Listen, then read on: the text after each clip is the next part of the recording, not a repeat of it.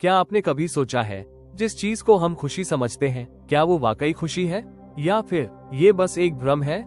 आज की इस कहानी में हम जानेंगे दो प्रेरणादायक घटनाएं। एक ऐसे व्यक्ति की जो दौलत में सब कुछ खो बैठा, और दूसरी गौतम बुद्ध की वो कहानी जो सच्चे सुख का रहस्य बताती है।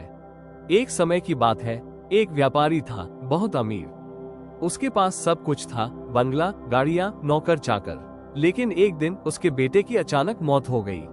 उसका पूरा संसार ही उजड़ गया। भीतर से वो टूट गया और पहली बार उसने खुद से एक सवाल किया, मेरे पास सब कुछ था, लेकिन फिर भी मैं कुछ भी न बचा सका। वो हर मंदिर गया, हर संत से मिला, लेकिन जवाब नहीं मिला। तब किसी ने उसे एक संत का नाम बताया जो पहाड़ों में एक कुटिया में रहते थे। वहां पहुंचकर उसने संत से कहा, मैं सब कुछ खो चुका हूँ, मुझे जीवन का अर्थ बताओ। संत मुस्कुराए और बोले, तुमने जो खोया वो स्थायी कभी था ही नहीं, लेकिन तुमने जो कभी पाया ही नहीं वो है अंदर की शांति।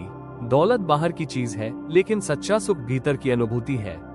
व्यापारी कुछ क्षणों के लिए चुप रहा और पहली बार उसकी आंखों से सुकून के आंसू बहे। एक और दिन गौतम बुद्ध के पास एक औरत आई। उसकी गोद में उसका मरा हुआ बच्चा था। वो रो रही थी, भगवान आप कुछ भी कर सकते हैं, मेरे बेटे को जिंदा कर दीजिए। बुद्ध शांत थे। उन्होंने कहा, ठीक है, मैं उसे जिंदा कर दूंगा, लेकिन एक शर्त है।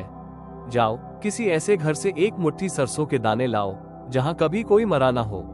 औरत दौड़ पड़ी। पहले घर गई, यहाँ कोई मरा है, हाँ हमारे दादा। दूसरे घर गई, यहाँ कोई मरा है, हाँ मेरी माँ। पूरा दिन बीत गया, सूरज ढल गया। अंत में वो औरत बुद्ध के पास लौटी, लेकिन अब उसकी गोद खाली थी और चेहरा शांत। उसने कहा, मुझे समझ आ गया, मृत्यु जीवन का हिस्सा है, मैं अब तैयार हूँ स्वीकार करने के लिए। बुद्ध मुस्कुराए, अब तुम जीना सीख गई हो। इन दोनों कहानियों में एक गहरा संदेश है, खुशी बाहर नहीं, हमारे अंदर छुपी होती है।